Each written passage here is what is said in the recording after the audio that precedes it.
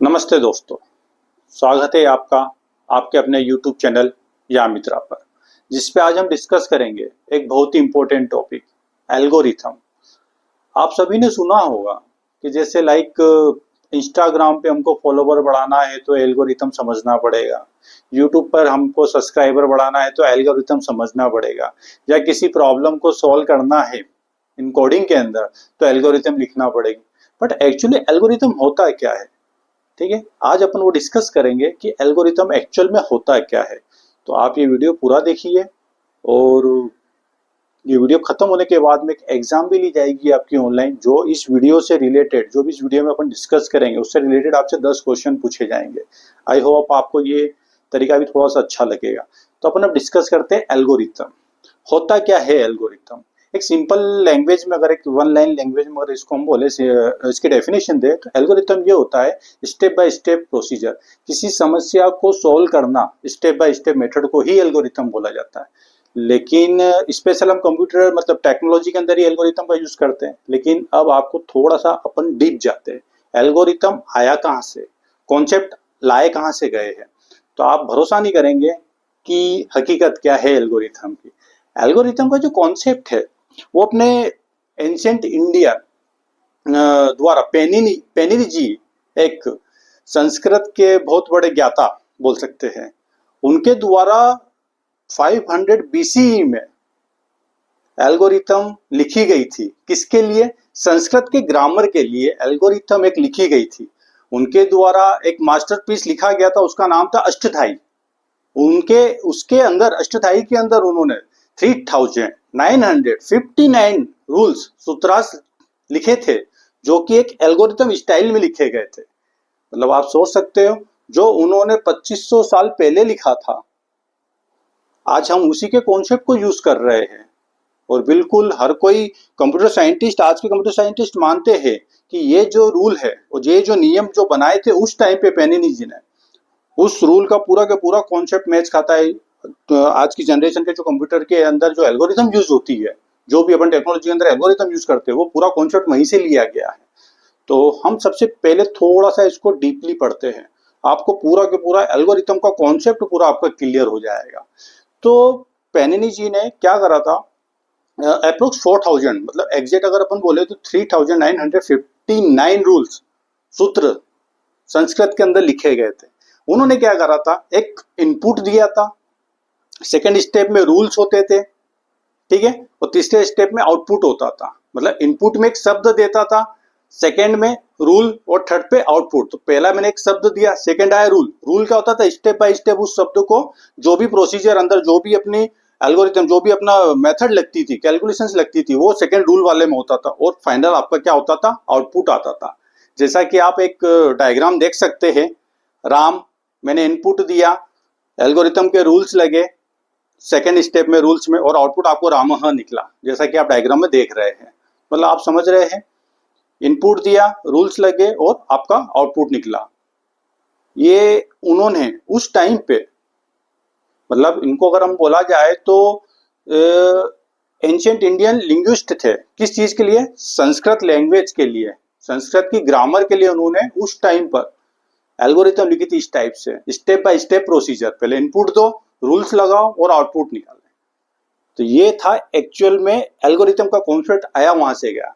अब अगर अपन बात करें why it is called algorithm, हम इसको एल्गोरिथम क्यों बोलते हैं, हम इसको एल्गोरिथम क्यों बोलते हैं, तो इसके कुछ स्टेप बाय स्टेप अपन समझते हैं। पहला होता है रूल्स, ये डिफाइन किए गए हैं। डिफाइन किए गए मतलब क्लियर इंस्ट्रक्शन दे रखे हैं, जितने भी रूल्स बनाए उनके सारे क्लियर इंस्ट्रक्शन दिए गए हैं। और दूसरा, नो एम्बिग्यूटी प्रॉब्लम, मतलब उसके अंदर एम्बिग्यूटी प्रॉब्लम लगना ही नहीं। एम्बिग्यूटी क्या होता है? एम्बिग्यूटी वो होता है, अगर मान लो कोई अपन प्रोग्राम बना रहे हैं और गलती से अपन ने अपने से वैल्यू उसने मांगी, वैल्यू की जगह हमने एन लिख दिया, तो क्या होता है, कंपाइलर बार बार घुमा करता है, वो एक इनफाइनाइट टाइम्स घुमा करता है। तो पेनिनी जी ने उस टाइम पे भी इस चीज को सोच में, मतलब इस चीज को भी ध्यान में रखते हुए कि इनफाइनाइट टाइम ना आए, एम्बिग्यूटी प्रॉब्लम में ना फंसे, इसलिए उन्होंने नो एम्बिग्यूटी प्रॉब्लम के अकॉर्डिंग सारे इंस्ट्रक्शन लिख दिए गए थे एल्गोरिथम के अंदर। पहला रूल। दूसरा रूल फाइनाइट थे, फाइनाइट मतलब लिमिटेड नंबर ऑफ स्टेप्स लिख दी गई थी उनकी। कितनी थी? जो अपन डिस्कस करी, कितना था, 3959 ये रूल उन्होंने डिफाइन किए गए थे पहले टाइप से, कि पहला अपन ने इनपुट डाला, कौन सा रूल लग रहा है वहां से अपन ने उठाया और आउटपुट निकलेगा। स्टेप बाय स्टेप अप्लाई होते थे ये रूल सारे। हर इनपुट का एक्सपेक्टेड आउटपुट निकलता था, मतलब एक इनपुट दिया तो उसका आउटपुट एग्जैक्टली निकलेगा ही निकलेगा, ये था उनका लॉजिक। और किस रूल के द्वारा निकलेगा? जो उन्होंने दे रखे थे 3959 रूल्स, ठीक है। मतलब हर इनपुट का एक एक्सपेक्टेड आउटपुट निकलता ही निकलता था। पेनिनी जी ने इवन एक मेटा रूल भी दिया था। मेटा रूल मतलब उस टाइम के जो कंट्रोल करता था अदर रूल को, लाइक आज के टाइम में अगर हम बोलते हैं, आज मॉडर्न प्रोग्रामिंग के अंदर हम यूज करते हैं, तो जिसको बोला जाता है, क्या बोला जाता है? Syntax, SYNTAX। सिंटेक्स क्या होता है? सिंटेक्स ये होता है जैसे कोई कंडीशंस लगती है, तो कंडीशंस को पहले उसका एक ढांचा बनाया जाता है। सिंटेक्स का हिंदी मीनिंग ही होता है ढांचा, स्केलेटन। एक ढांचा बनाया जाता है, ढांचा बनाया जाता है, उस ढांचे में डालेंगे तो उस तरीके का रिजल्ट आपका निकलेगा। इफ की कंडीशन में डालेंगे तो इफ का ही रिजल्ट निकाल सकते हो, फॉर के अंदर डालोगे तो फॉर के ही कंडीशन निकाल सकते हो। तो उस टाइम पे उन्होंने मेटा रूल्स बना दिए थे, 2500 साल पहले ही बना चुके थे वो मेटा रूल्स भी। मतलब पूरा के पूरा कॉन्सेप्ट समझ लो आप, इनपुट भी दे रहे, एल्गोरिथम की कैलकुलेशंस हो रही है, आउटपुट निकल रहे हैं, और मेटा रूल्स उस टाइम पे दे चुके थे वो। तो आप सोच रहे हो, मतलब अपने इंडिया में ऑलरेडी हो चुका है ये सारी चीजें। हालांकि हमको तो पता ही नहीं था कि ऐसा, अपने बहुत पहले ही अपने यहाँ के जो विद्वान थे वो लिख चुके थे इस टाइप से, और वही रूल को कॉन्सेप्ट करते हुए अपना आगे बढ़ता गया, और आज मॉडर्न कंप्यूटर अपन यूज कर रहे हैं। तो मेटा रूल्स का मतलब आप समझे, सिंटेक्स। सिंटेक्स अगर इजी भाषा में मैं अगर बोलूँ तो दिवाली के टाइम पे अपन क्या होता है, वो संजोरी बनाते हैं, तो संजोरी अपन अलग अलग घर पे जाते हैं, तो सब कोई किसी की डिजाइन कैसी रहती, किसी की डिजाइन कैसी रहती, किसी की डिजाइन कैसी रहती। तो वो डिजाइन का होता है, संजोरी बनाते हो, साँचे में डालते हो, तो स्केलेटन होता है, जैसे साँचे में डालूंगा वैसा उसका आउटपुट निकलेगा। तो ये इजी वे समझने का सिंटेक्स। मतलब कोई भी अपन स्ट्रक्चर अगर बनाते हैं तो सिंटेक्स उसका होता है, स्केलेटन होता है, ढांचा होता है उसका। तो वो उन्होंने उस टाइम पे मेटा रूल्स दे दिए थे 2500 साल पहले। मतलब सोच सकते हो कि कहाँ का कंप्यूटर से ज्यादा दिमाग उनका दौड़ रहा था उस टाइम पे। ठीक है, अब ठीक है, अब एल्गोरिथम को मॉडर्न रिलेवेंस कैसे अपन दे? तो सिंपल सी बात है, कंप्यूटर साइंटिस्ट ने पेनिनी जी के ग्रामर के रूल को ही एक फॉर्मल सिस्टम माना है। बिल्कुल मानना पड़ेगा। जो चीज उन्होंने उस टाइम बिना उसके बना दी थी, आज हम उसको लेते हुए कंप्यूटर के अंदर यूज कर रहे हैं। इससे ये प्रूफ होता है कि एल्गोरिथम की जो थिंकिंग है वो इंडिया से ही हुई थी। ये पूरा के पूरा कंफर्म होता है कि एल्गोरिथम की जो थिंकिंग थी ये पूरा अपने इंडिया से ही हुई थी। आज के जो कंपाइलर डिजाइन है और फॉर्मल लैंग्वेज थ्योरी में जो पॉइंट पेनिनी जी के जो कॉन्सेप्ट है, रिफ्लेक्शन अलग ही दिखता है उसमें। आज के जो कंपाइलर डिजाइन होते हैं अपने सिस्टम के अंदर, जो आजकल जो कंपाइलर डिजाइन है वो फॉर्मल लैंग्वेज थ्योरी में अगर देखे तो उसमें पेनिनी जी के कॉन्सेप्ट के पूरा रिफ्लेक्शन अलग ही दिखता है। जो अपन अभी डिस्कस कर रहे हैं ये सारे के सारे रिफ्लेक्शन अलग दिखता है उनमें। सिंपल वर्ड में अगर मैं बोलूं तो पेनिनी का एक सिस्टम, एक ग्रामर कंपाइलर था जिसमें इनपुट होता था, रूल्स लगते थे और आउटपुट निकलता था। मतलब एक करेक्ट, जो भी इनपुट दे रहा है उसका करेक्ट ग्रामेटिकल, मतलब संस्कृत की जो ग्रामर उसका एक करेक्ट शब्द बनकर कर निकलता था। और ये परफेक्ट था कि एक जो इनपुट दिया उसका परफेक्ट एक आंसर, एक्सपेक्टेड आउटपुट निकलना ही निकलना। क्यों? क्योंकि उन्होंने 3959 रूल्स दे रखे थे, उस रूल्स के बाहर होता ही नहीं था कुछ भी। आया समझ? इसमें उसमें एम्बिग्यूटी प्रॉब्लम होती नहीं थी। एम्बिग्यूटी प्रॉब्लम आपको पता है क्या होता है, मैं समझा चुका हूं आपको। एम्बिग्यूटी प्रॉब्लम वो प्रॉब्लम होती है जब अपन कंप्यूटर इनफाइनाइट टाइम में घूम जाए, लूप घूमता रहे बार बार बार बार, तो कंप्यूटर को पता ही नहीं कि मेरे को प्रोग्रामर ने क्या वैल्यू दी, उसको मिले ही नहीं वो चीज। तो एम्बिग्यूटी प्रॉब्लम उसी को बोलते हैं, जब गोते खा जाए, बोलते हैं ना गोते खा जाए अपन, उस चीज को ही एम्बिग्यूटी बोलते हैं। तो उस टाइम पे उन्होंने एम्बिग्यूटी प्रॉब्लम ना लगे, उनको पता था एम्बिग्यूटी लग सकता है, इनफाइनाइट टाइम में जा सकता है, तो उन्होंने पहले ही पूरा सिस्टमेटिक रूल्स लिख दिए गए कि इतने रूल्स है, इस रूल्स के बाहर आप जा ही नहीं पाओगे, इसके अंदर ही आपका काम हो जाएगा। जैसा कि आज अपन कनेक्ट करें मॉडर्न कंप्यूटर के अंदर, अगर मॉडर्न अपन इसको कनेक्ट करें तो आज हम जैसे सूडो कोड बनाते हैं, फ्लो चार्ट बनाते हैं, पेनिनी जी ने अपने समय में वही काम किया था, वो भी बिना कंप्यूटर के। बहुत बड़ी बात है, बिना कंप्यूटर के वही काम कर दिया था जो आज हम सूडो कोड और दूसरा अपन फ्लो चार्ट के थ्रू अपन करते हैं, वो पेनिनी जी ने उस टाइम पे बिना कंप्यूटर के काम कर दिखाया था। तो आप सोच सकते हो कि एंशिएंट इंडिया मतलब अपने इंडिया में कितना कुछ छुपा हुआ है। कंप्यूटर का जो मेन चीज जो कॉन्सेप्ट स्टार्ट हुआ एल्गोरिथम से, वो कहाँ से हुआ? इंडिया से स्टार्ट हुआ। हम आगे थोड़ा सा देखते हैं इसका। एल्गोरिथम के टाइप क्या होता है? तो चार टाइप के होते हैं। एक होता है नेचुरल ऑफ एल्गोरिथम, मतलब जो लैंग्वेज अपन समझ पाए। दूसरा होता है अपना सूडो कोड। तीसरा होता है फ्लो चार्ट। और चौथा होता है अपना कॉम्प्लेक्सिटी। तो हम इसको वन बाय वन डिस्कस करते हैं। पहली बात अगर करें हम तो नेचुरल लैंग्वेज एल्गोरिथम मतलब ये कि अपन समझ सके अपनी लैंग्वेज में एक एल्गोरिथम लिखना, वो होती है नेचुरल लैंग्वेज। सूडो कोड ये होता है कि प्रोग्राम जैसा दिखता है, असल में वो प्लेन लैंग्वेज होती है। क्या होता है? असल में वो प्लेन लैंग्वेज होती है, प्रोग्रामिंग स्टाइल में मिक्स होता है, वही होता है सूडो कोड। मतलब एक सिंटेक्स तरीके का बना हुआ रहेगा, लेकिन पर्टिकुलर कोई लैंग्वेज नहीं रहेगी, वो एक प्लेन लैंग्वेज रहेगी। एक समझने का तरीका होता है उसका, तो वो सूडो कोड के अंदर लिखा जाता है। तीसरा होता है हमारा फ्लो चार्ट। तो फ्लो चार्ट जो होता है उसके अंदर क्या होता है? इक्लिप्स का यूज होता है, एरो का यूज होता है, रेक्टेंगल का यूज होता है, पैरेललोग्राम का यूज होता है। ठीक है, तो ये सारी चीजें यूज होती है डिफाइन करने के लिए। तो वो मैं आपको इमेज में बता दूंगा कि कौन सी चीज का के लिए यूज।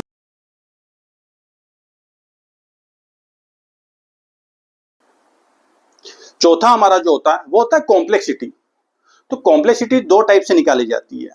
कॉम्प्लेक्सिटी दो टाइप से निकाली जाती है। एक होती है टाइम कॉम्प्लेक्सिटी, दूसरी होती है स्पेस कॉम्प्लेक्सिटी। टाइम कॉम्प्लेक्सिटी और स्पेस कॉम्प्लेक्सिटी। टाइम कॉम्प्लेक्सिटी मतलब कोई भी प्रॉब्लम को सोल्व करने में हमको कितना समय लगा, ये टाइम कॉम्प्लेक्सिटी में निकलता है। हर प्रोग्राम में, हर एग्जीक्यूशन में, मतलब हर फ्लो चार्ट या जितना भी हो रहा है, जितने प्रोग्राम अपन बनाते हैं, हर चीज में दो चीज निकालना है, कॉम्प्लेक्सिटी निकालना पड़ेगी, दक्षता जिसको हिंदी में बोलते हैं। टाइम कॉम्प्लेक्सिटी, दूसरा स्पेस कॉम्प्लेक्सिटी। टाइम कॉम्प्लेक्सिटी से मतलब कितना आपको समय निकला उस प्रॉब्लम को सोल्व करने के लिए। स्पेस कॉम्प्लेक्सिटी, उसने कितना स्पेस लिया। तो ये दो चीज निकलती है। एक चीज और होता है कॉम्प्लेक्सिटी में, एक चीज और कॉमन होती है। एक क्या होती है? कोई भी प्रॉब्लम को सोल्व करने के तीन केस होते हैं। कोई भी प्रॉब्लम को सोल्व करने के तीन केस होते हैं। पहला केस होता है बेस्ट केस। दूसरा होता है वर्स्ट केस, WORST वर्स्ट। और तीसरा होता है एवरेज केस। पहला अगर हम बेस्ट केस की बात करें, बेस्ट केस की अगर बात करें, तो हम सिंपल सी बात करते हैं कि मेरे पास 10 नंबर है स्टोर्ड है, 1 2 3 4 ऐसे करके 10 नंबर अलग अलग स्टोर्ड है। अब मेरे को पता करना है पर्टिकुलर नंबर, मैक्सिमम नंबर कौन सा है इन 10 नंबर में से। तो अपन पहले बेस्ट केस की बात करो। तो जब मैं इसको चेक करने गया तो मेरे को पहले नंबर पे वो नंबर मिल गया जो मुझे चाहिए था। तो ये मेरा बेस्ट केस हो गया, मतलब इससे बेस्ट तो कुछ हो ही नहीं सकता। बेस्ट मतलब सबसे बेस्ट। मैंने जो नंबर ढूंढना चाहता तो मेरे को पहली पोजीशन पर ही मिल गया, तो ये मेरा क्या कहलाएगा? Best case. अब हम बात करते हैं वर्स्ट केस की, WRST वर्स्ट मतलब गंदा। उससे का मतलब ये है कि जो मेरे को नंबर चाहिए वो मेरे को पहले नंबर पे भी नहीं मिला, दूसरे पे भी नहीं मिला, तीसरे पे भी नहीं मिला, चौथे वो मेरे को मिला आखिरी नंबर पे, 10वें नंबर की पायदान पे मेरे को मिला जो नंबर चाहिए था। मतलब ये तो मेरे लिए वर्स्ट केस हो गया, मतलब मेरे को कितना समय लगा। तो वर्स्ट केस वो होता है, इससे के अंदर कुछ हो ही नहीं सकता इस कंप्यूटर लैंग्वेज के अंदर, उसको बोलते हैं वर्स्ट केस। अब अपन बात करें तीसरे केस की, एवरेज केस। एवरेज केस मतलब ये कि जो मेरे को नंबर चाहिए था वो मेरे को ना तो पहले पे मिला ना आखिरी पे मिला, वो मेरे को बीच में मिल गया, पांचवें छठे नंबर पे मिल गया। तो वो एवरेज केस हो गया, मतलब ना तो वर्स्ट हुआ ना बेस्ट हुआ, एवरेज मतलब मिडिल का, ना इधर का ना इधर का, मिडिल का। तो ये होते हैं तीन केसेस एल्गोरिथम के अंदर, सॉरी कॉम्प्लेक्सिटी के अंदर। इसको कॉम्प्लेक्सिटी को जो निकाला जाता है वो बिग ओ नोटेशन के थ्रू निकाला जाता है। मैं आपको डायग्राम में समझा देता हूं किस तरीके से इसको सोल्व किया जाता है। ठीक है, जैसा कि आप जानते हैं कॉम्प्लेक्सिटी निकालने के लिए हमको टाइम कॉम्प्लेक्सिटी और स्पेस कॉम्प्लेक्सिटी का निकालना पड़ती है हर किसी एल्गोरिथम की। ठीक है, तो इसके अंदर क्या होता है कि स्पेशली एसिम्प्टोटिक नोटेशंस होते हैं, तीन टाइप के होते हैं ये, big O notation, big omega notation, big theta notation.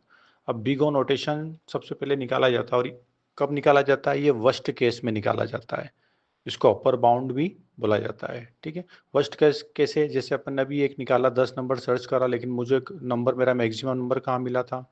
Last में मिला। 50 अपने फाइंड करा था अभी, लास्ट में मिला, तो ये मेरा वर्स्ट केस हो गया। मतलब एन नंबर की स्टेप्स तो लगना ही लगना है। ठीक है, तो ये होता है बिग ओ नोटेशन में। अब दूसरा अपन बात करें बिग थीटा नोटेशन की। बिग थीटा नोटेशन मतलब क्या होता है? सॉरी बिग ओमेगा नोटेशन, दूसरा होता है हमारा big omega notation. Big omega notation मतलब क्या होता है, इसको लोअर बाउंड भी बोलते हैं और ये बेस्ट केस में आएगा। मतलब मुझे जो नंबर फाइंड करना था मैक्सिमम, वो पहले नंबर पे ही मेरे को मिल गया है, तो ये मेरा क्या हो जाएगा, बिग ओमेगा नोटेशन। ठीक है, अब अपन बात करते हैं तीसरे नंबर की, big theta notation. Big theta notation क्या होता है, तो बिग थीटा नोटेशन ये होता है कि अपर बाउंड और लोअर बाउंड से एग्जैक्ट आइडिया भी नहीं मिल पाता, मतलब अपर बाउंड और लोअर बाउंड से मुझे एग्जैक्ट आइडिया नहीं मिल रहा है कि एवरेज केस की बात कर रहा हूँ मैं। ठीक है, तो थीटा बताता है कि एल्गोरिथम उसी रेट पर चलता है। मान लो मिड पे नहीं मिला मुझे, उसके आगे जाके चलना पड़ेगा, मतलब मेरे को एफ एन स्टेप तो चलाना ही पड़ेगी, फंक्शन ऑफ एन स्टेप्स तो मुझे चलना ही पड़ेगा, लगेगा ही लगेगा। इसलिए इसको टाइट बाउंड बोलते हैं। टाइट बाउंड मतलब क्या होता है, टाइट बाउंड मतलब एग्जैक्ट बाउंड आपको बताएगा, यानी किसी एल्गोरिथम की ग्रोथ रेट को सही सही बाउंड करना, सिर्फ ऊपर से या नीचे से नहीं। टाइट बाउंड मतलब उस शब्द को मेरे को निकालना ही है, फाइंड करना ही करना है, तो वहां पे अपना किसका यूज होता है, बिग थीटा नोटेशन का, इसलिए उसको टाइट बाउंड बोलते हैं, मतलब एग्जैक्ट और एवरेज केस निकालने के लिए होता है। ठीक है, अब अपन अगर बात करें आपकी एक इमेज ये देखिए, वर्स्ट केस इसमें बता रहा है तो अपर बाउंड उसको बोलते हैं, ये फिर बता रहा है बेस्ट केस तो इसको लोअर बाउंड बोलते हैं, एवरेज केस या एग्जैक्ट केस तो टाइट बाउंड थीटा से रिप्रेजेंट करते हैं। फर्स्ट को ओमेगा से, सॉरी बिगो नोटेशन से, दूसरा ओमेगा से, तीसरा थीटा नोटेशन से। ठीक है, देखा होगा आपने, आई होप अब आपको आई होप समझ में आएगा नेचुरल लैंग्वेज एल्गोरिथम क्या होता है, सूडो कोड भी आपको मैंने समझा दिया, फ्लो चार्ट भी आपको मैंने बता दिया कौन से आइकन्स क्या क्या काम में आते हैं, कॉम्प्लेक्सिटी भी मैंने आपको समझा दिया है।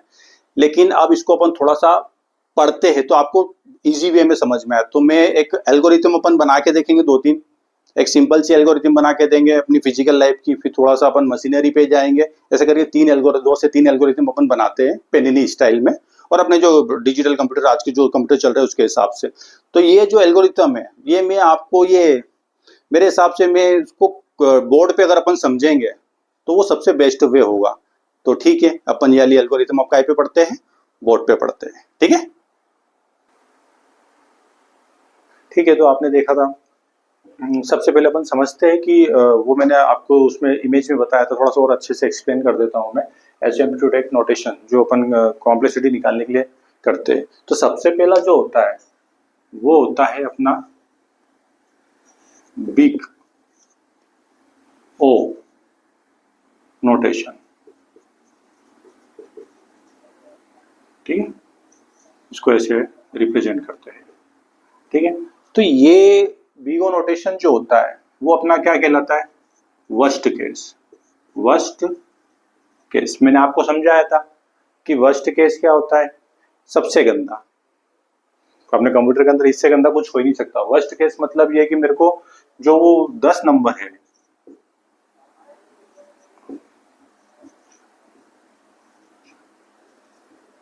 ये मान लीजिए मेरे 5 नंबर है, ठीक है, इसमें मेरे को बड़ा नंबर पता करना है, इसमें मेरे को बड़ा नंबर पता करना है। तो बड़ा नंबर पता करना है, तो बड़ा नंबर पता करने के लिए मेरे को पता चल रहा है 100 से आखिरी में जाके मिल रहा है, मतलब इससे गंदा क्या होगा। ठीक है, तो ये मेरा क्या कहलाएगा, अपना वर्स्ट केस कहलाएगा। इसको अपन अपर बाउंड भी बोलते हैं। क्या बोलते हैं, अपर बाउंड। मतलब मुझे ये लोअर बाउंड होता है, ये अपर बाउंड, मुझे जाके डाटा कहाँ मिला, अपर बाउंड पे जाके मिला, तो ये अपना क्या कहलाता है, वर्स्ट केस कहलाता है। दूसरा होता है अपना बिग ओमेगा। क्या बोलेंगे इसको अपन, ओमेगा नोटेशन। क्या बोलेंगे, बिग ओमेगा नोटेशन। इसको रिप्रेजेंट करते हैं इससे, ओमेगा के निशान से। तो ये अपना क्या कहलाता है, ये कहलाता है अपना बेस्ट केस। क्या कहलाएगा ये, बेस्ट केस। मान लीजिए मेरे को बड़ा नंबर पता करना है, मेरे को बड़ा नंबर पता करना है और मुझे वो पहले पहले पायदान पर ही मिल जाए, पहले पायदान पर ही मिल जाए, तो मेरे लिए क्या होगा, वो बेस्ट केस होगा। इसको अपन लोअर बाउंड भी बोल सकते हैं, इसको अपन लोअर बाउंड भी बोल सकते हैं। तीसरा होता है अपना, तीसरा होता है अपना बिग थीटा। क्या होता है, थीटा। ठीक है, तो बिग थीटा के अंदर जो होता है इसको अपन थीटा बोलते हैं, THE, थीटा नोटेशन। ठीक है। इसको अपन रिप्रेजेंट कैसे करते हैं, इसको अपन रिप्रेजेंट करते हैं थीटा से। तो ये क्या कहलाता है हमारा एवरेज केस, क्या कहलाता है ये हमारा एवरेज केस। मान लीजिए कि मुझे जो पता करना है वो मेरा न तो लोअर पे मिल रहा है ना अपर पे मिल रहा है, लेकिन बाउंडिंग पे मिल रहा है। न तो लोअर पे मिल रहा है ना अपर पर मिल रहा है, इन दोनों के कॉम्बिनेशन से मेरे को बाउंडिंग मतलब मिडिल में मिल रहा है, तो वो मेरा क्या कहलाएगा एवरेज केस कहलाएगा। या उसके बाहर भी जा सकता है, मतलब जरूरी नहीं कि बीच में मिले, थोड़ा सा और आगे जाके वो ट्रेवर्स करके ही मिले, तो इसको अपन टाइट बाउंड भी बोलते हैं। क्या बोलते हैं दूसरा tight bound, TIGHT tight bound. एक सिंपल एनोलॉजी में अगर मैं समझाऊं आपको, सिंपल एनोलॉजी समझाऊं, सिंपल एनोलॉजी में अगर समझाऊं बेस्ट केस में, बेस्ट केस में अगर मैं सिंपल एनोलॉजी आपको समझो, मान लीजिए मुझे कहीं बाहर जाना है और बस स्टैंड पे मैं गया और बस बिल्कुल रेडी है मेरे लिए, मैं जाके बैठा और बस चल दी, तो वो मेरे लिए बेस्ट केस हो गया। वाली में क्या हो गया मेरे लिए बेस्ट केस हो गया। दूसरा अगर मैं बात करूं वर्स्ट केस की, दूसरा मैं अगर बात करूं वर्स्ट केस की, तो वर्स्ट केस में ये है कि मैं गया बस स्टैंड, मैं गया बस स्टैंड और बस मेरे लिए बस निकल गई, मेरे जाने से पहले बस निकल गई और नेक्स्ट बस मेरी है अगले आधे घंटे में, तो ये मेरे लिए क्या हो गया वर्स्ट केस, ये मेरे लिए क्या हो गया वर्स्ट केस। तीसरा अगर मैं लू एवरेज केस, तीसरा अगर मैं लू एवरेज केस, तो एवरेज केस ये है कि मुझे डेली 10-15 मिनट तो वेट करना ही पड़ता है। ये सिंपल एनोलॉजी में तीनों आपको मैंने समझा दिया, तो आई होप आपको ये समझ में आएगा। ठीक है, अपन अब आगे बढ़ते हैं। ठीक है दोस्तों, तो अपन अब एक एल्गोरिथम जो अपन ने पढ़ा पेनिनिस में क्या होता है, तो उसको अपन अब एल्गोरिथम बना के देखते तो ज्यादा क्लियर होगा। तो अपन क्लियर होगा उसके लिए अपन क्या करते हैं, टी मेकिंग की, चाय बनाने की टी मेकिंग एल्गोरिथम लिखते हैं अपन। किसके लिए लिखते हैं, टी मेकिंग। तो जैसा कि आप जानते हैं पहले अपन क्या करते हैं नेचुरल लैंग्वेज में एल्गोरिथम लिखते हैं, स्टेप्स, एल्गोरिथम की स्टेप्स लिखते हैं अपन एल्गोरिथम की। तो पहले अपन क्या करते हैं, बॉइल वाटर, पानी को गर्म करते हैं। ठीक है, दूसरी स्टेप क्या होगी अपनी, दूसरी स्टेप होगी तो उसमें अपन क्या करेंगे, ऐड करेंगे टी लीव्स। तीसरा ऐड करेंगे शुगर। चौथा ऐड करेंगे भाई चाय पत्ती डालेंगे, शुगर डालेंगे, अब क्या करेंगे मिल्क डाल देंगे। और पांचवे में क्या करेंगे अपन सर्व कर देंगे। तो ये एक अपनी नेचुरल लैंग्वेज होगी भैया कि पानी में गर्म करूँगा, उसमें चाय पत्ती मिलाऊंगा, शुगर मिलाऊंगा, उसके बाद में मैं मिल्क दूध डालूंगा और फिर चाय बन जाएगी, तो मैं सर्व कर दूंगा। तो ये होती है अपनी नेचुरल लैंग्वेज, नेचुरल लैंग्वेज जो अपने समझ में आए। इसी को हम दूसरे में लिखते हैं, दूसरे में लिखेंगे तो pseudo code, PSUEDO pseudo code में। सूडो कोड में अगर अपन इसको लिखेंगे तो इसको सबसे पहले अपन क्या करते हैं स्टार्ट, START स्टार्ट। फिर स्टेप 1, स्टेप 1 में मैंने क्या करा, सबसे पहले यह पता ही आपको बॉइल वाटर। फिर मेरा स्टेप 2 आया, स्टेप 2 में मैंने क्या करा, ऐड टी लीव्स। फिर मेरा आया स्टेप 3, स्टेप 3 में फिर मैंने क्या करा, ऐड शुगर। स्टेप 4, स्टेप 4 में मेरा क्या आया, ऐड मिल्क। ठीक है, और स्टेप 5 में क्या कर दिया मैंने, सर्व द टी, चाय को मैंने सर्व कर दी। और मेरा स्टार्ट था, यहाँ मैंने क्या कर दिया, इसका एंड हो गया। तो मैंने बोला था स्यूडो कोड क्या होता है, एक तरीके का सिंटेक्स फॉर्म में होता है, प्लेन लैंग्वेज होती है, जो सिंटेक्स होता है, समझने का तरीका होता है।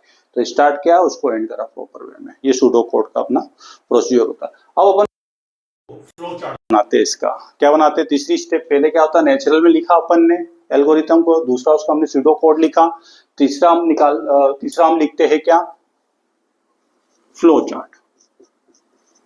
जैसा कि मैंने आपको सारे उसके डायग्राम में समझा दिया था कौन सा किसके लिए यूज होगा, तो अपन सबसे पहले क्या करेंगे, स्टार्ट है तो अपन सबसे इक्लिप्स बनाते हैं, ये स्टार्ट करा मैंने, START स्टार्ट किया। फिर रेक्टेंगल के अंदर क्या होती है, उसकी प्रोसेस होगी पूरी की पूरी। तो सबसे पहले प्रोसेस मेरी क्या होगी, तो जैसा कि आप जानते हो सबसे पहले अपन ने क्या करा था, बॉयल वाटर करा था। फिर सेकंड स्टेप भी आप जानते हो, सेकंड स्टेप में मैंने क्या करा था, तो सेकंड स्टेप में अपन ने करा था एड टी लीव्स बनाई थी, डाली थी।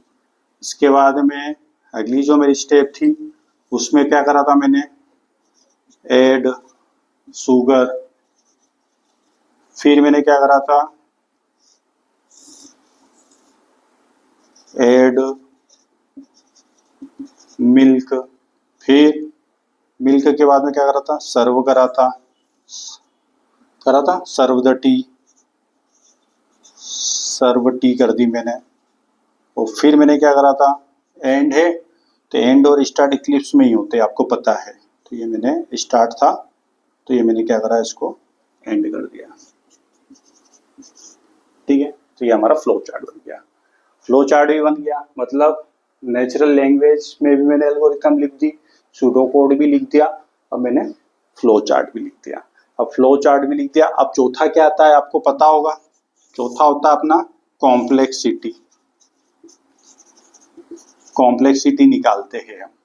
कॉम्प्लेक्सिटी अगर निकालेंगे तो चाय बनाने में पता है अपने को, 1 कप चाय बनाओ या 10 कप चाय बनाओ, स्टेप तो सेम ही लगना है, ठीक है। इसमें मतलब चाय बनाने में 1 कप चाय बनाओ या 10 कप चाय बनाओ, स्टेप तो सेम ही लगना है, इसमें कोई लूप रिपीटिशन नहीं है इसमें। जैसा कि अब अपन ने देखा कॉम्प्लेक्सिटी निकालते हैं टी मेकिंग की कॉम्प्लेक्सिटी, जैसा कि आप ये इमेज में देख रहे हैं, अपन तीनों में कॉम्प्लेक्सिटी निकालेंगे, बिग नोटेशन में भी निकालेंगे, बिग ओमेगा नोटेशन भी निकालेंगे और बिग थीटा नोटेशन में भी निकालेंगे। तो अगर मान लीजिए 1 कप, जैसा कि इमेज में दिख रहा है, जैसा कि 1 कप टी के अगर मैं कॉम्प्लेक्सिटी निकालता हूँ तो टाइम बराबर लगना ही है, बिग नोटेशन में भी, ओमेगा में भी और थीटा नोटेशन में। मतलब बेस्ट केस भी मेरे लिए वही रहेगा, वर्स्ट केस भी उसमें भी उतना ही टाइम लगेगा और एवरेज टाइम में भी मुझे उतना ही टाइम लगेगा। और स्पेस, मतलब कंटेनर लग रहा है तो उतना ही स्पेस तो लगना ही लगना है। अब मान लेते हैं अपन एन कप टी अगर मुझे बनाना है, एन कप टी अगर मुझे मतलब 5 कप टी बनाना है, एक 1 बाय 1 करके, तो टाइम उसके लिए भी बराबर से एज इट इज़ लगेगा, ठीक है। बिग नोटेशन में भी सेम नंबर लगेंगे, बिग ओमेगा नोटेशन में भी एन नंबर्स लगेंगे और थीटा नोटेशन में भी सेम नंबर मेरे को लगेगा। मतलब सेम रिपीटिशन स्टेप मेरी फॉलो होना ही होना है, 5 की 5 स्टेप मेरी जो फॉलो होना ही होना है। स्पेस भी, मतलब कंटेनर भी मेरा सेम स्पेस लगना है, 1 के लिए बनाऊँ या 5 के लिए बनाऊँ, स्पेस के बराबर लगना है।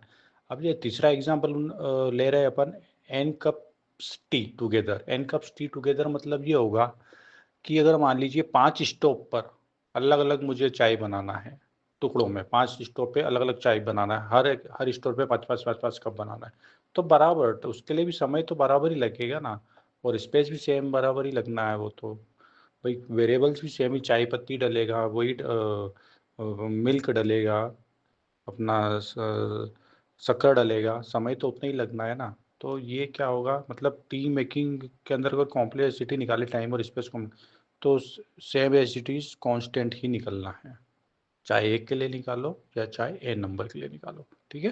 तो ये होती है अपनी टी मेकिंग की कॉम्प्लेक्सिटी। दूसरी एल्गोरिथम 2 नंबर को ऐड करने का, मतलब एल्गोरिथम हम जो लिख रहे हैं,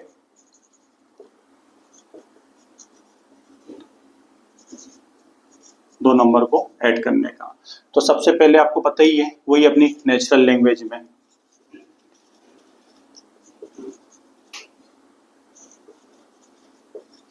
सबसे पहले अपन नेचुरल लैंग्वेज में अगर अपन लिखते हैं, ठीक है। तो स्टेप 1 में मतलब नेचुरल एल्गोरिथम की अपन स्टेप्स लिखे, स्टेप्स एल्गोरिथम। तो पहली स्टेप मेरी क्या होगी उसकी, तो पहली स्टेप मेरी होगी इनपुट, ठीक है। एक इनपुट फर्स्ट नंबर, क्या होगा, फर्स्ट नंबर ए लिया मैंने। दूसरा मैंने लिया इनपुट सेकेंड नंबर, वो मैंने लिया बी। फिर मैंने क्या करा, तीसरा, काय की बना रहे अपन, एडिशन की, तीसरा मैंने करा एड ए प्लस बी, ठीक है। और मैंने चौथे में क्या करवा दिया, डिस्प्ले, जो भी मेरा आंसर आया डिस्प्ले मैंने रिजल्ट करवा दिया, ठीक है। तो ये तो होगी अपनी नेचुरल लैंग्वेज में। दूसरा आते हैं अपन सूडो कोड में।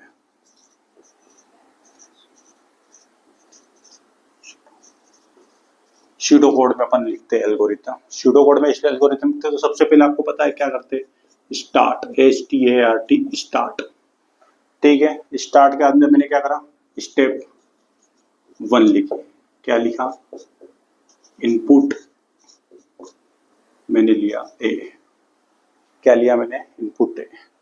स्टेप 2 इनपुट लिया मैंने बी, ये मेरी स्टेप होगी 2। स्टेप 3 सम ए प्लस बी। स्टेप 4 डिस्प्ले सम, स्टार्ट हुआ था एंड हो गया, ये सूडो कोड हो गया। अब आते हैं हम, एल्गोरिथम बन गई, सूडो कोड बन गया, नेक्स्ट आता है हमारा फ्लो चार्ट। फ्लो चार्ट पता है आपको, इक्लिप्स में ही अपन स्टार्ट और एंड करते हैं। तो स्टार्ट, फिर रेक्टेंगल के अंदर इनपुट वगैरह अपन काय में लेते हैं, रेक्टेंगल में लेते हैं। तो इनपुट लिया,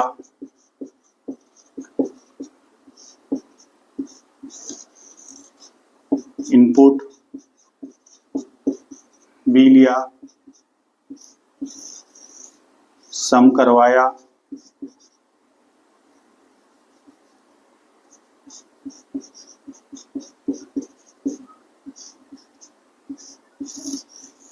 डिस्प्ले करवाया,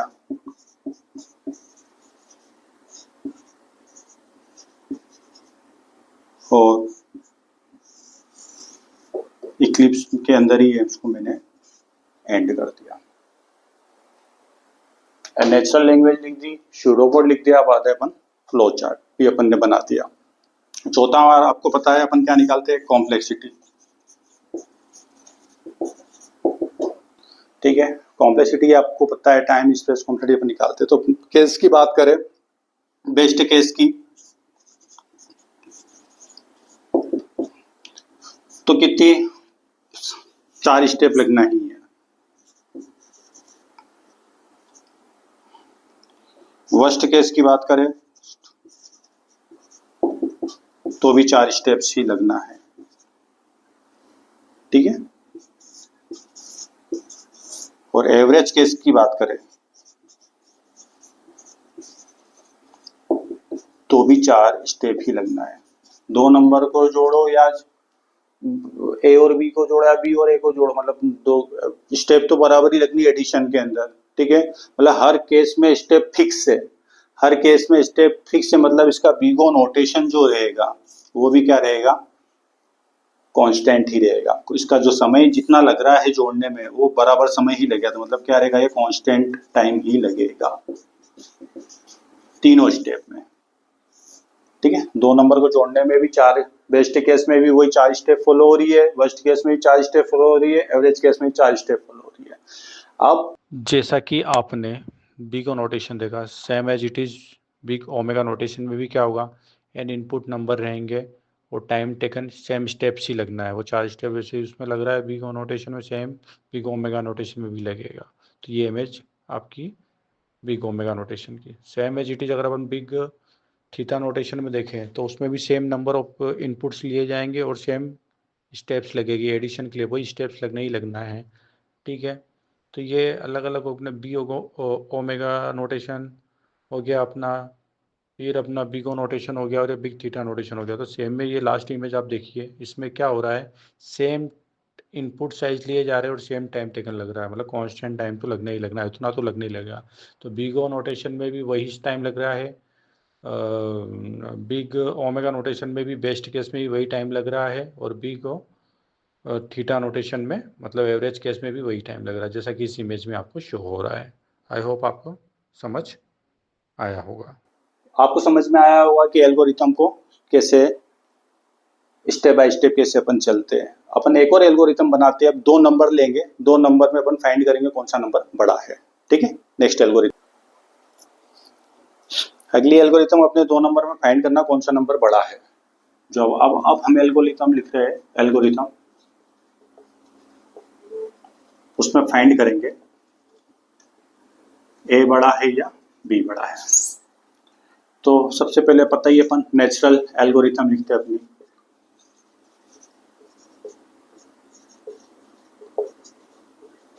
इसकी स्टेप्स कुछ ऐसी होगी।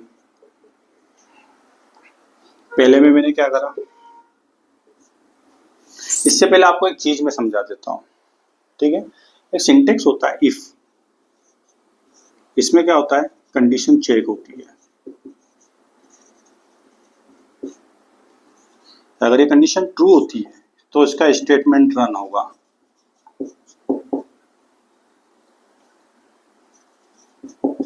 और अगर कंडीशन फॉल्स होती है तो एल्स का स्टेटमेंट रन होगा। यह भी बस आप समझ के रखिए, अगर कंडीशन इफ की ट्रू होगी तो ये स्टेटमेंट रन होगा, नहीं तो एल्स का स्टेटमेंट रन होगा। तो इतना ही समझना अपने को। तो अपन अब नेचुरल लैंग्वेज में अपनी एल्गोरिथम लिखते हैं। तो मैंने क्या करा, इनपुट लिया, इनपुट मैंने क्या करा, नंबर लिए मैंने। ठीक है, तो क्या लिया, ए ले लिया, और दूसरा अपना 2 नंबर में पता करना है ना कि कौन सा नंबर अपना बड़ा है और कौन सा अपना छोटा है। तो दूसरा मैंने लिया इनपुट बी ले लिया। तीसरे में अब मैंने क्या करा, अब मैंने इसमें कंडीशन चेक करी। कंडीशन क्या चेक करी, इफ अगर ए ग्रेटर हो बी से, इफ अगर ग्रेटर हो देन तो क्या होगा, ए इज ग्रेटर, ये प्रिंट होगा। और अगर ऐसा नहीं होता है तो वो एल्स, मतलब फोर्थ स्टेप में क्या आएगा, मेरा एल्स का स्टेटमेंट चलेगा। ठीक है, तो यहाँ पे वो प्रिंट क्या करेगा, नहीं तो एल्स में क्या आंसर आएगा अपना, एल्स में आएगा तो क्या आएगा, बी इज ग्रेटर। बस इनपुट लिया, कंडीशन चेक हुई, अगर ए बड़ा होगा तो ए इज ग्रेटर, और नहीं तो बी इज ग्रेटर हो जाएगा। ठीक है, इसका अपन सूडो कोड लिखते हैं। तो सूडो कोड के लिए अपन क्या करेंगे, इफ और इल्स में होता ही ये है कि या तो ये सत्य या असत्य। इफ और इल्स का मतलब ही ये होता है। दूसरा, अगर मैं सूडो कोड की बात करूं, PSUEDO pseudo code, pseudo code में अगर मैं लिखूं तो सबसे पहले आपको पता है क्या करते हैं अपन, स्टार्ट, फिर स्टेप 1 ली मैंने। स्टेप 1 में मैंने क्या करा, इनपुट ले लिया मैंने, ए ले लिया, बी ले लिया। ठीक है, इनपुट ले लिया मैंने ए और बी। उसके बाद में स्टेप 2 मेरी चली, मैंने क्या करा, इफ, अब मैं कंडीशन चेक कर रहा हूं, इफ अगर मेरा ए बड़ा होगा बी से, अगर मेरा ए बड़ा होगा बी से, देन क्या प्रिंट होगा, ए इज ग्रेटर। नहीं तो एल्स, मतलब वही स्टेप 4 ही मान के चलो आप उसको। हाँ, इसको एक बार ये ले लो, स्टेप 1। स्टेप 2 में मैंने ले लिया इनपुट बी, ये मेरी स्टेप 3 हो गई, और ये स्टेप अपनी 4 ही मान के चलो। तो ये मेरा एल्स में फिर अगर ये नहीं चला तो ये चलेगा। एल्स में क्या प्रिंट करेगा, प्रिंट, अगर ए नहीं बड़ा है तो क्या बड़ा होगा, बी इज ग्रेटर। ठीक है, और स्टार्ट हुआ है तो एंड होगा ही होगा। मतलब अगर मान लो ए की वैल्यू अगर आप 5 देते हो और बी की वैल्यू आप 2 देते हो, तो क्या 5 2 से बड़ा है? हाँ बड़ा है, तो आपका आउटपुट क्या आ जाएगा? ए इज ग्रेटर। यहाँ मैंने उल्टा कर दिया, यहाँ पे वैल्यू 2 दे दी, यहाँ पे 5 दे दी, मतलब यहाँ पे मेरी 2 आ गई, यहाँ पे 5 आ गई। मतलब क्या ए बड़ा है? नहीं, ए नहीं बड़ा, तो एल्स वाली कंडीशन चलेगी। वही मैंने बोला, अगर इफ की कंडीशन ट्रू होगी तो ही चलेगी, नहीं तो एल्स की कंडीशन चलेगी। ठीक है, अगला अपन देखते हैं, अपन बनाते हैं अपना क्या, फ्लो चार्ट इसी का। तो सबसे पहले आपको पता ही है, इक्लिप्स में स्टार्ट करते हैं अपन। फिर मैंने लिया, क्या लिया? इनपुट।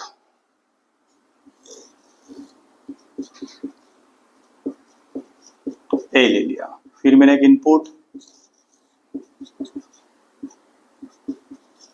बी ले लिया। अब डिसीजन मेकिंग के लिए डायमंड सर्कल वो बनाते हैं, स्क्वायर बनाते हैं इस तरीके से का। इसमें कंडीशन चेक करेंगे अपन, इफ कंडीशन चेक करेंगे, इफ अगर ए बड़ा हो बी से, कंडीशन चेक करेंगे, अगर इफ ए बड़ा हो बी से, देन क्या प्रिंट होगा? तो क्या प्रिंट होगा? Print A is greater. और अगर ऐसा नहीं हुआ तो फिर मेरा क्या प्रिंट होगा? प्रिंट होगा बी इज ग्रेटर। ठीक है, और ये इन दोनों की जो स्टेप रहेगी, आखिरी में तो होना, स्टार्ट हुआ है तो एंड होना ही होना है। अब इस फ्लो चार्ट को अगर अपन चला के देखें तो अगर ए की वैल्यू में अगर 5 देता हूँ और बी की वैल्यू 2 देता हूँ इनपुट में, मतलब यहाँ 5 दे दी और यहाँ 2 दे दी, तो यहाँ गया 5 और यहाँ गया 2, तो क्या 5 2 से बड़ा? हाँ बड़ा है, तो कहाँ पे आएगा? वो इधर आएगा, और क्या प्रिंट करेगा? आपका एज ग्रेटर। लेकिन अगर मैं यहाँ 5 की वैल्यू 2 दे देता हूँ और बी की वैल्यू 5 दे देता हूँ, तो यहाँ पे वो चेक करेगा 2 5 से, क्या 2 5 से बड़ा है? नहीं, बड़ा नहीं है, कंडीशन फॉल्स हो रही, कंडीशन फॉल्स हो रही तो काय में जाएगा? वो एल्स वाले में, मतलब इधर जाएगा। मतलब ये इफ की कंडीशन लग रही है आपकी और यहाँ पे एल्स की कंडीशन लग रही है, मतलब अगर ट्रू होगा तो इधर जाएगा और फॉल्स होगा तो इधर जाएगा, फॉल्स होगा तो इधर जाए, तो फॉल्स हो रहा है तो 20 प्रिंट, और बाद में आके होना एंड ही है, इधर भी एंड ही होना है। ठीक है, तो ये आपका हो गया फ्लो चार्ट। अब नेक्स्ट स्टेप अगर अपन बात करें कॉम्प्लेक्सिटी की, कॉम्प्लेक्सिटी की अगर मैं बात करूंगा तो बेस्ट केस में भी क्या हो रहा है? कंडीशन एक बार तो चेक होना ही होना है, कंडीशन एक बार चेक होना ही होना है। बेस्ट केस की अगर मैं बात करूं तो एक बार वन कंपैरिजन तो होना ही होना है। कॉम्प्लेक्सिटी निकालते हैं अपन। अब कॉम्प्लेक्सिटी निकाले तो बेस्ट केस, सबसे पहले 2 नंबर में पता करना हो बड़ा कौन, उसके कॉम्प्लेक्सिटी निकाल ले। सबसे पहले बेस्ट केस, बेस्ट केस आपको पता ही है, बेस्ट केस अपन किसको डिनोट करते हैं? ओमेगा से। किससे डिनोट करते हैं? ओमेगा से। बेस्ट केस अगर मेरे को निकालना है तो अब क्या होगा? या तो ए बड़ा होगा बी से या बी बड़ा होगा ए से, या तो ए बड़ा होगा बी से या बी बड़ा होगा ए से। मतलब वन कंपैरिजन तो होना ही है, एक कंपैरिजन तो होना ही है, कुछ भी कर लो आप, वन कंपैरिजन तो होना ही है। मतलब क्या? स्टेप बराबर कांस्टेंट, मतलब फिक्स है, कितना इतना तो होगा ही होगा, मतलब वन कंपैरिजन तो होना ही है। तो ये हमारा हुआ बेस्ट केस। दूसरा हम बात करते हैं वर्स्ट केस की।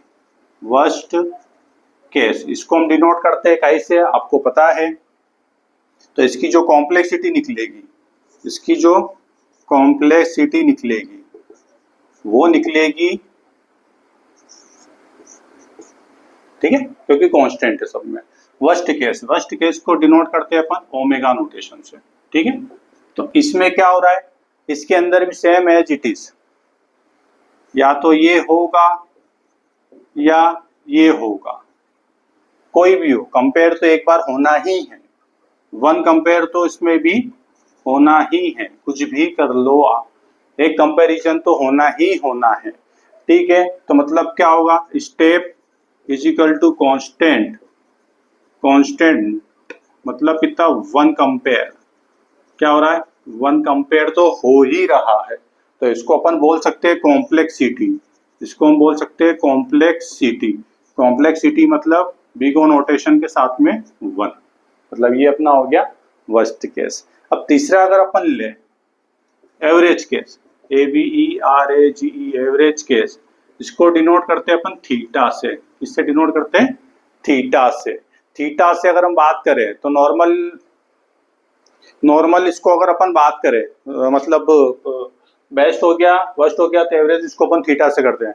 मतलब इसमें नॉर्मल इनपुट पर भी एक बार कंपेयर तो होगा ही होगा, मतलब नॉर्मल इनपुट अगर हम करेंगे इसमें भी, नॉर्मल इनपुट पे भी वन टाइम तो कंपेयर होना ही है, कुछ भी कर लो। एवरेज केस वाले बीच में जाने वाला स्टेप तो बराबर ही लगनी है इसके लिए भी, तो स्टेप इसका भी क्या हो जाएगा, स्टेप इजिकल टू कांस्टेंट, मतलब ये भी वन कंपेयर तो होना ही है।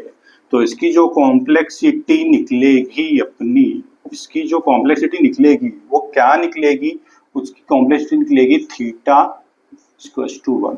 सिंपल से अगर एक टेबल रिप्रेजेंट में देखूं मैं इसको, टेबल रिप्रेजेंट बना के देखे तो अपन एक ले लेते हैं, केस ले लेते हैं, स्टेप्स ले लेते हैं, ठीक है, और कॉम्प्लेक्सिटी निकाल लेते हैं, कॉम्प्लेक्सिटी। अब पहले मैं बात अगर करूं, तो पहले अगर मैं बात करूं तो बेस्ट केस की, बेस्ट केस में क्या हो रहा है, बेस्ट केस में क्या हो रहा है, वन स्टेप जो लग रही है, कंपेयर तो मेरा हो ही रहा है, एक कंपेयर तो मेरा हो ही रहा है, और इसकी जो कॉम्प्लेक्सिटी मेरी मेरी निकल रही है वो निकल रही है ओमेगा वन।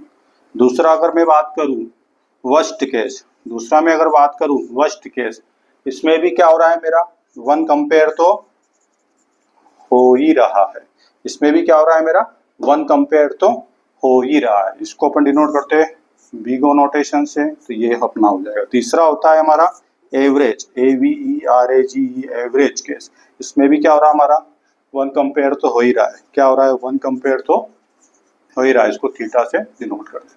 तो ये अपनी कॉम्प्लेक्सिटी निकली, दो नंबर फाइंड करना हो कौन सा बड़ा है, तो ये हमारी बेस्ट वर्स्ट एवरेज। ठीक है, आगे अपन देखते हैं नया टॉपिक 40 80। ठीक है, अब अपने को पता करना है, 5 नंबर लिए 10 50 30 40 80, इसमें मेरे को पता करना है कि ग्रेटेस्ट नंबर कौन सा है। इसके लिए हम एल्गोरिथम लिखेंगे, तो सबसे पहले अपन जो अपनी एल्गोरिथम लिखते हैं वो नेचुरल वाली लिखते हैं, नेचुरल लैंग्वेज एल्गोरिथम। ठीक है, तो सबसे पहले अपन क्या करेंगे, स्टेप अपनी स्टार्ट करेंगे, क्या करेंगे, स्टार्ट।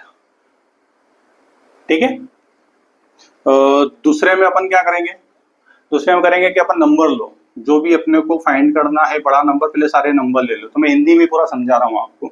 नंबर ले लो, टेक नंबर, क्या क्या लिया मैंने, 10 लिया, 50 लिया, 30 लिया, 40 लिया और 80 लिया।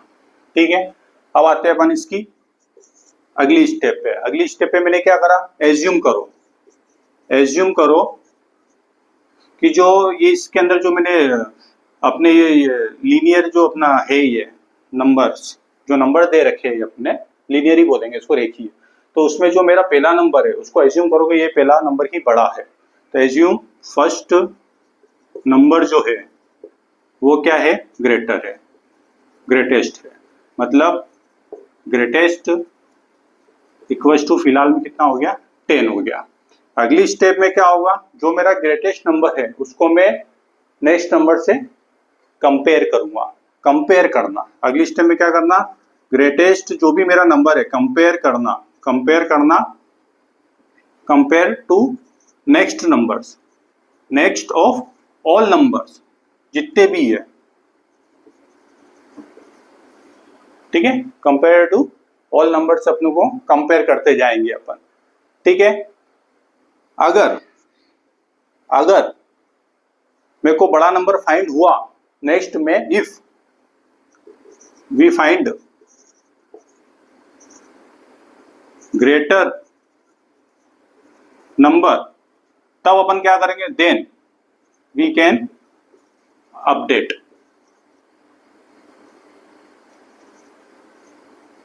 with greatest number। ठीक है, अगर मेरे को 10 को मैंने कंपेयर करा उससे बड़ा होता है तो फिर मैं उसको क्या कर दूंगा, उसके आगे रिप्लेस कर दूंगा, अपडेट कर दूंगा। अब क्या कर दूंगा, इसके आगे 50 हो जाएगा मेरा ग्रेटेस्ट नंबर। ठीक है, और यही जो प्रोसेस है अपनी, ये प्रोसेस है, यही प्रोसेस अपने को क्या करनी है, दिस प्रोसेस फॉलो, यही प्रोसेस अपने को क्या करनी है, सब नंबर पे करनी है,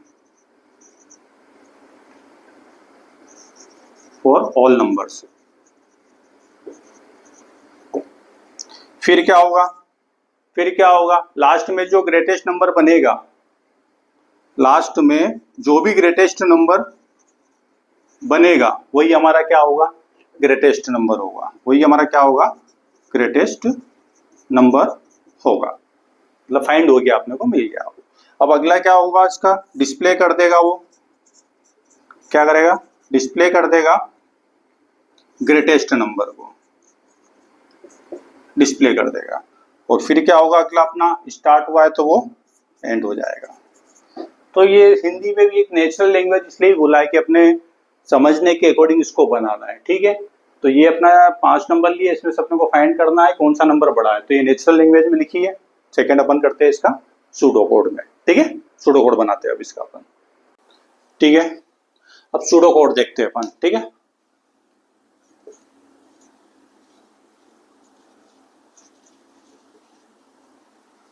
सूडो कोड देखते हैं तो सबसे पहले अपन क्या करते हैं, स्टार्ट, ये मेरी स्टेप 1, स्टार्ट सूडो कोड। ठीक है, स्टार्ट किया। स्टेप 1 में मैंने क्या करा, सेट करा, सेट मैंने कर दिया नंबर। क्या करे, सेट मैंने नंबर, आपको बताइए क्या क्या ले रखे, क्या क्या ले रखे अपने, 10 ले लिया, 50 ले लिया, 30 ले लिया, 40 ले लिया, 80 ले लिया।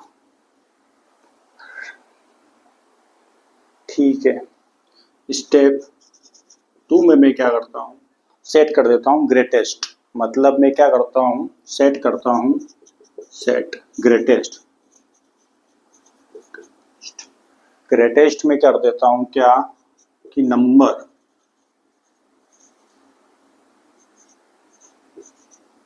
जीरो। ठीक है, अभी देखिए मैं समझाता हूँ पूरा डिस्कस में। ठीक है, ग्रेटेस्ट मैंने सेट कर दिया, n बराबर मैंने 0 कर दिया। अब मैं करता हूँ फॉर लूप लगाता हूँ यहाँ पे, फॉर i की बराबर 1 से चले 2 से चले 4 तक। ठीक है, फॉर लूप में लगा रहा हूँ। उसके बाद में फिर अपन क्या करें, इफ की कंडीशन लगाते हैं अपन। इफ की कंडीशन क्या लगाते हैं, कि नंबर i अगर बड़ा हो ग्रेटेस्ट से, नंबर i अगर मेरा बड़ा हो ग्रेटेस्ट से, ठीक है, ये ब्रैकेट लगाने की जरूरत नहीं है, डायरेक्ट लिख सकते हो, देन तो अपन क्या करेंगे, ग्रेटेस्ट के अंदर नंबर ऑफ i की वैल्यू डाल दूंगा। फिर ये इफ का मैं क्या कर दूंगा, एंड इफ, फिर क्या करूंगा, नेक्स्ट i चलेगा। फिर मेरा प्रिंट होगा, क्या होगा print, greatest greater number equals to greatest value जो भी मेरी आएगी। और स्टार्ट हुआ था यहाँ पे मेरा एंड हो जाएगा। इफ तो अपन ने समझा ही था, फॉर समझते हैं। फॉर क्या होता है, फॉर लूप में सबसे पहले इनिशियलाइज होता है, इनिशियलाइज होता है। उसके बाद में कंडीशन चेक होती है। क्या होता है, कंडीशन चेक होती है। उसके बाद में क्या होता है, इंक्रीमेंट होता है या डिक्रीमेंट होता है। फिर स्टेटमेंट रन होते हैं। क्या होते हैं, स्टेटमेंट रन होते हैं। और क्लोज होता है। ठीक है। दूसरा क्या है कि इसके अंदर अपन ने सबस्क्रिप्ट का यूज कर रहे हैं, इसको बोलते हैं सब स्क्रिप्ट। क्या बोलते हैं? सिंगल सब स्क्रिप्ट, सिंगल सब स्क्रिप्ट। सिंगल सब स्क्रिप्ट इसमें अपन यूज कर रहे हैं और वैल्यू हम ये डाल रहे हैं इसके अंदर सब स्क्रिप्ट के अंदर ही, मतलब इसमें अरे का यूज हो रहा है। एक छोटा सा बता देता हूं मैं आपको, अरे बहुत ही इंपॉर्टेंट टॉपिक है ये। अरे अरे क्या होता है?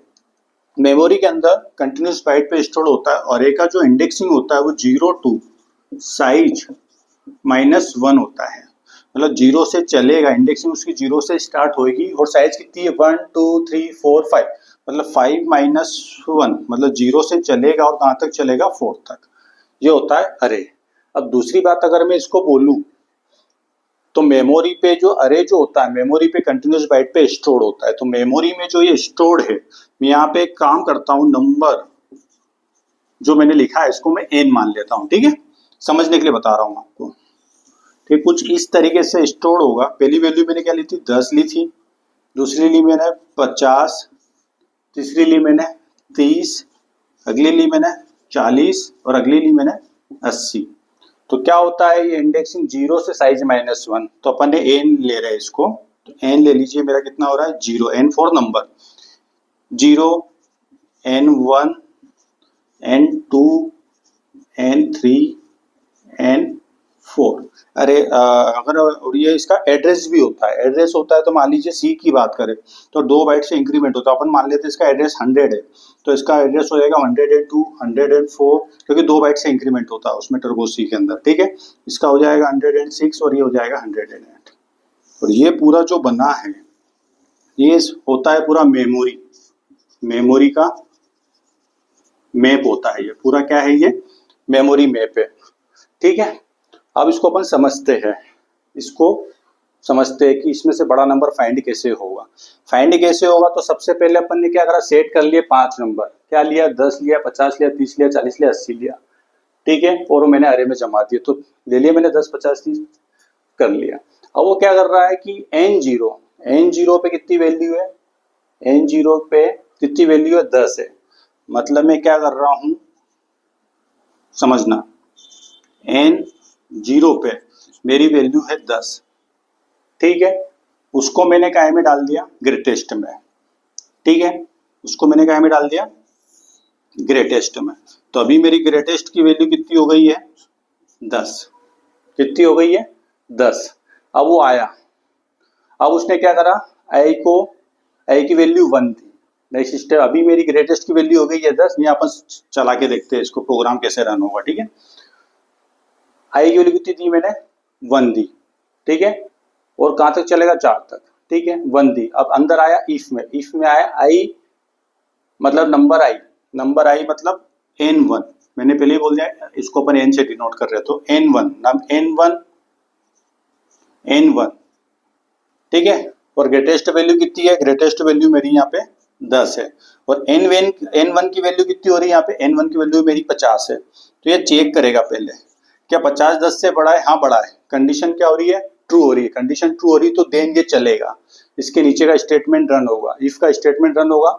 इफ का स्टेटमेंट रन होगा तो अंदर आएगा, तो वो ni मतलब क्या? ni मतलब 1।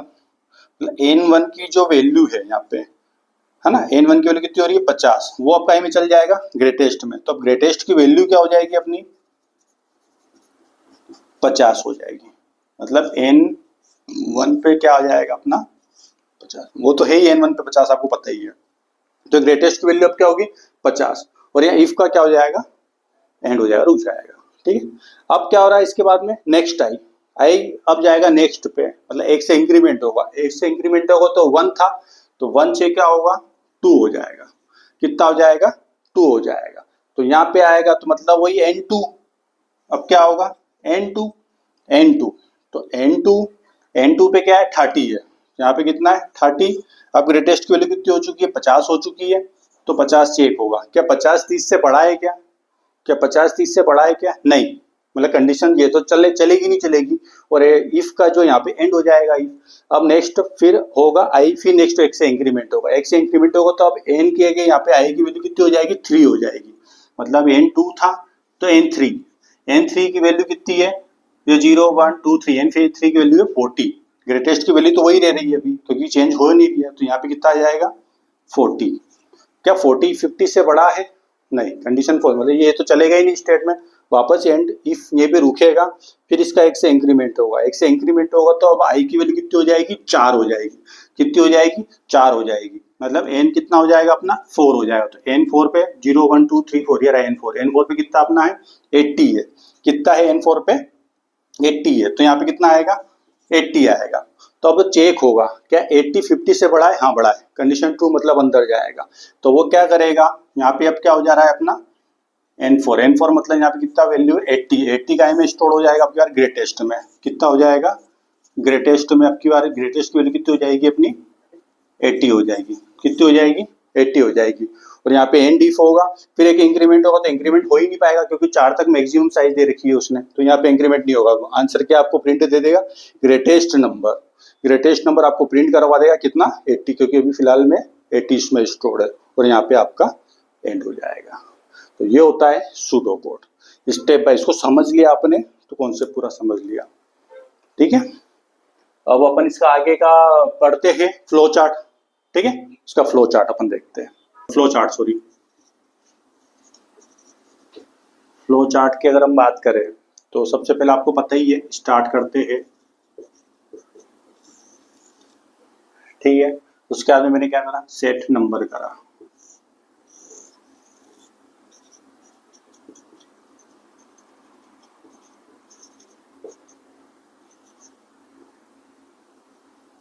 क्या क्या लिए नंबर, 10 लिया, 50 लिया, 30 लिया, 40 लिया, 80 लिया, ठीक है। अब कंडीशन में चेक करता हूँ,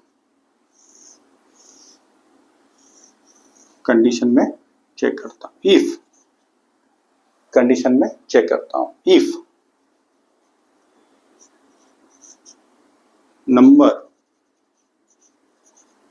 आई की वैल्यू, नंबर आई की वैल्यू अगर बड़ी हो किससे, ग्रेटेस्ट से, ठीक है,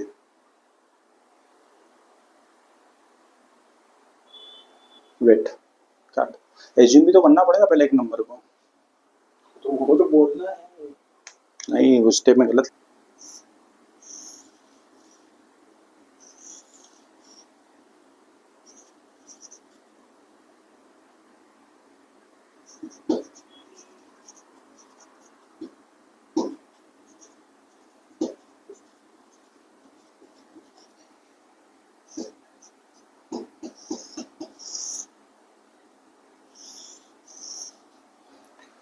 ठीक है। अब अपन बना रहे, तो इफ नंबर आई अगर बड़ा होता है इस ग्रेटेस्ट नंबर से, तो क्या होगा,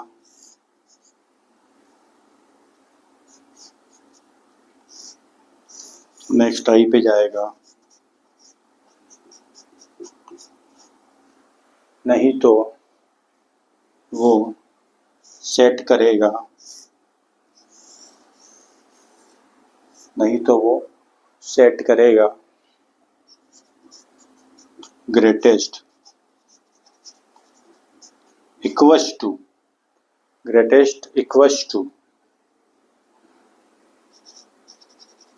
नंबर आई, ठीक है, और दोनों ही स्टेप में आउटपुट देगा, दोनों ही स्टेप में आउटपुट देगा, क्या प्रिंट करवाएगा,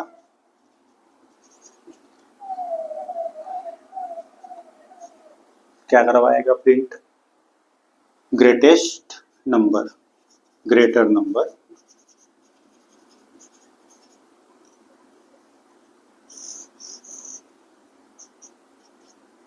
ग्रेटेस्ट, और लास्ट में क्या कर देगा वो एंड, ठीक है। तो ये होती है इसकी एल्गोरिथम, ये एंड दिख रहा है कि नहीं वीडियो में, वीडियो में एंड दिख रहा है, हाँ, तो ये क्या हो जाएगा अपना फ्लो चार्ट हो गया।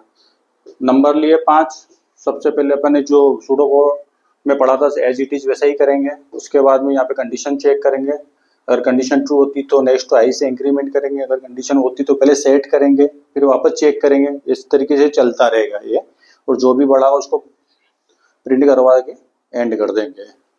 प्रिंट करवा के एंड कर देंगे अपन, क्या करवाएंगे, एंड, END, एंड। एंड ठीक है। अब अपन निकालते हैं, ठीक है, अपन अब निकालते हैं कॉम्प्लेक्सिटी। कॉम्प्लेक्सिटी निकालते हैं बड़े नंबर फाइंड करने की। तो पहला मैं करता हूं मेरा बेस्ट केस। बेस्ट केस आपको पता है कैसे डिनोट करते हैं, ओमेगा से, ठीक है। मान लीजिए जो मेरे नंबर से 5 नंबर पहले पे ही मेरा बड़ा है, फिर 10 है, 40 है, 15 है और 70 है, कुछ भी मान लीजिए ये मेरे नंबर है, ठीक है। अब बेस्ट केस है मेरा ये, अगर मैं जो मतलब निकालना चाह रहा हूँ, पहले पे 10 है, दूसरे जो अपन ने नंबर लिए थे 40, शायद 50 लिया था अपन ने, अगला नंबर जो लिया था अपन ने शायद लिया था 30 और 40 करके ऐसे कुछ नंबर लिए थे अपन ने। तो अपने जो नंबर लिए थे उसके अकॉर्डिंग मान लीजिए पहला नंबर मेरा 80 आ रहा है। तो बेस्ट केस में क्या होगा, बेस्ट केस में होगा कि जो मैं सर्चिंग कर रहा हूँ, सर्चिंग में मेरे को पहले पे ही मेरे को अगर मिल जाए तो मेरा क्या कहलाता है, best case. If we find first position, जो भी हमको बड़ा नंबर फाइंड करना और मेरे को पहले नंबर पे ही मिल गया, कौन सा, if you find first position is greatest value, number बोल दो, ग्रेटेस्ट नंबर, मतलब ये तो मेरा क्या कहलाएगा, बेस्ट केस कहलाएगा। क्या कहलाएगा, वो मेरा बेस्ट केस कहलाएगा। तो जो इसमें स्टेप लगेगी वो मेरी लगेगी n-1। इसका मतलब ये नहीं है कि पहला अगर मिल गया मेरे को तो वही, उसको थोड़ी ना पता, वो तो लास्ट तक चेक करना ही करना है, तो उसको n-1 कंपैरिजन तो करना ही पड़ेगा। कंपैरिजन कंपलसरी है उसके लिए, क्या है, कंपलसरी है, ठीक है। n-1 तक तो वो करेगा, और n-1 क्या होता है वो मैंने आपको समझा दिया, फिर एक और बार मैं समझा दूंगा, ठीक है। इसकी जो कॉम्प्लेक्सिटी है, इसकी जो कॉम्प्लेक्सिटी निकलेगी, इसकी जो कॉम्प्लेक्सिटी निकलेगी वो निकलेगी हमारी ओमेगा n। तो ये कौन सा हुआ हमारा बेस्ट केस। दूसरे की बात करें अपन तो दूसरा होता है हमारा वर्स्ट केस, जिसको हम डिनोट करते हैं ओमेगा से, ठीक है। ओमेगा नहीं, इसको बोलते हैं बिग ओ नोटेशन, ठीक है। तो इसमें मान लीजिए कि अब मैंने जो नंबर लिए, पहले पे ले लिया 40, दूसरे पे ले लिया 10, 50, 30 और मान लीजिए ये मेरा 80 मेरा आखिरी में मिला। मतलब इसमें अगर कंडीशन बोले थे if we find greatest number in last position, आखिरी पोजीशन पर अगर मुझे मिलता है ग्रेटेस्ट नंबर तो वो मेरा क्या कहलाता है, वर्स्ट केस। क्या कहलाता है मेरा, वर्स्ट केस। मतलब इसमें जो स्टेप्स लगेगी मेरे को, इसमें जो स्टेप्स लगेगी मेरे को वो कितनी लगेगी, n-1। मतलब मेरे को कंपेयर तो पूरा ही करना पड़ेगा, मतलब n-1 मेरे क्या लगे, कंपेरिजन तो करना ही पड़ेगा। कंपेरिजन कंपलसरी है मेरे लिए, क्या है, कंपलसरी है मेरे लिए, इतने कंपेयर करना, वहां तक तो मुझे जाना ही पड़ा। तो इसकी जो कॉम्प्लेक्सिटी निकलेगी, इसकी जो कॉम्प्लेक्सिटी निकलेगी, इसकी जो कॉम्प्लेक्सिटी निकलेगी वो मेरी निकलेगी बिग ओ नोटेशन के साथ में n। तो बेस्ट केस हुआ, वर्स्ट केस हुआ। अब आते हैं अपन थर्ड पे, वो होता है मेरा average case, AVERAGE, average case. इसको मैं थीटा से डिनोट करता हूँ, काई से डिनोट करता हूँ, थीटा, ठीक है, थीटा से डिनोट करता हूँ। मान लीजिए जो मेरा नंबर है वो मान लीजिए 40 है, 10 है, 80 है, 30 है, 50 है, ठीक है। अब सिंपल सा अगर मैं बोलूं if we find greatest number in middle, अगर मेरे को मिडिल में मिलता है ग्रेटेस्ट नंबर तो वो मेरे लिए क्या कहलाएगा, एवरेज केस। क्या कहलाएगा वो मेरे लिए, एवरेज केस कहलाएगा।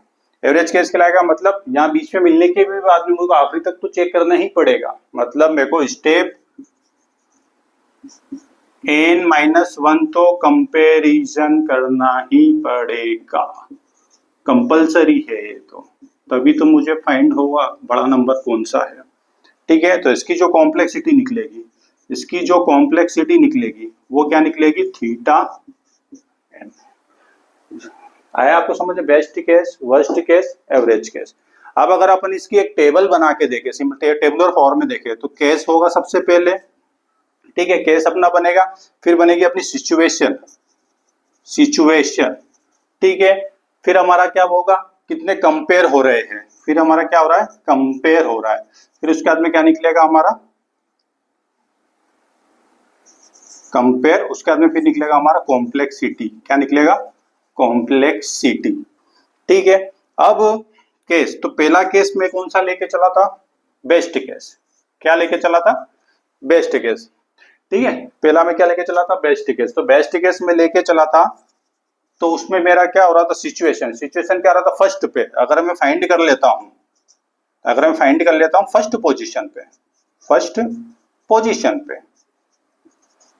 ठीक है, बेस्ट केस में अगर फाइंड कर लेता हूं ग्रेटेस्ट नंबर फर्स्ट पोजीशन पे, तो मेरा कंपैरिजन तब भी n-1 कंपेयर तो मेरा हो ही रहा है ना, n-1 कंपेयर तो मेरा हो ही रहा है, मतलब n बोल लो, n-1 बोल लो, कंपैरिजन तो मेरा हो ही रहा है, या n भी बोल सकते हैं इसको, क्यों, क्योंकि n-1 तो इस फॉर्मूले के हिसाब से अपन बोल रहे हैं, n कंपैरिजन तो मेरा हो ही रहा है, तो इसकी जो मेरी कॉम्प्लेक्सिटी निकलेगी, इसकी जो मेरी कॉम्प्लेक्सिटी निकलेगी, तो वो मेरी निकलेगी ओमेगा n।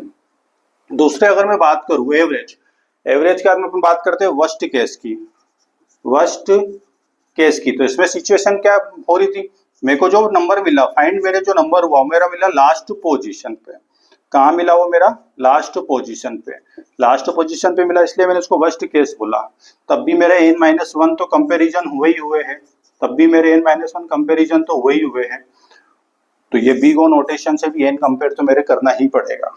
तीसरा आता है हमारा average case, AVERAG, average case, तो इसमें मेरे को जो फाइंड हुआ, इसमें जो मेरे को ग्रेटेस्ट नंबर फाइंड हुआ वो हुआ मिडिल पोजीशन पे, वो मेरा हुआ मिडिल पोजीशन पे, तब भी मेरे को n-1 कंपेयर तो करना ही पड़ेगा ग्रेटेस्ट नंबर के लिए, मैंने आपको समझा ही दिया है, तो भी मेरे को क्या कंपैरिजन तो करना ही पड़ेगा, तो ये मेरा क्या कहलाएगा, थीटा नोटेशन।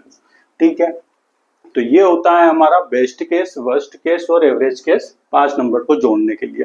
एक चीज और ये n-1 जो अपन सूडो कोड में देखा, अपन n-1 कॉन्सेप्ट मैंने आपको समझा दिया, लेकिन फिर भी समझ लीजिए, n-1 मतलब क्या, इसके अंदर सिंगल सबस्क्रिप्ट का यूज हो रहा है, मतलब अरे का यूज हो रहा है, और अरे क्या होता है, मेमोरी में लगातार बाइट पर स्टोर होता है, और उसकी जो इंडेक्सिंग होती है अरे की, 0 से साइज -1, तो 0 से तो स्टार्ट होगी इंडेक्सिंग और कहां तक चलेगा, साइज -1, तो साइज अपन ने कितने 5 नंबर में जोड़ना है, तो 5 - 1 कितना हो गया, तो 0 to कितना हो गया 4, और जो उसकी इंडेक्सिंग है जो सिंगल सबस्क्रिप्ट में, तो वो कैसा रहेगा, n0, n1, n2, n3, n0 पे आपने जो पता था 10 नंबर दिया था, फिर आपने पता था 20 नंबर दिया था, फिर 50 दिया था, फिर 40 दिया था, जो भी नंबर दिया था, और लास्ट में हमारा 80 था, तो ये n-1 इसलिए हम लिख रहे थे, वो n ही होगा जो आंसर जो निकलेगा, क्योंकि उसको थोड़ी ना पता कि अपन अरे का यूज करके निकाल रहे हैं, ठीक है ना,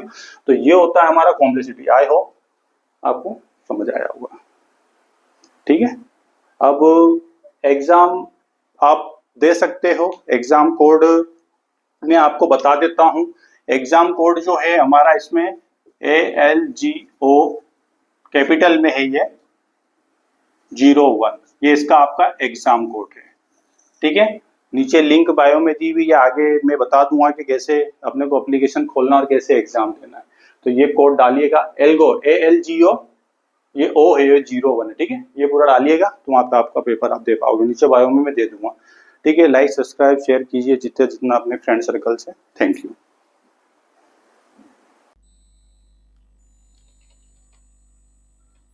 ठीक है, तो अपने को लिखना है, यह लिंक आपको लिखना है यहाँ पे, या URL में लिखिए yamitra.com/exams, स्मॉल में ये, ठीक है, इसको ओपन कीजिए, तो ये आपका एग्ज़ाम का फॉर्म खुलेगा। तो यहाँ पे लिए तो हमारे लिए ये एडमिन का डैशबोर्ड है, यहाँ नहीं जाना है आपको, टेक एग्ज़ाम पे जाना है। तो टेक एग्ज़ाम आपने क्लिक करना।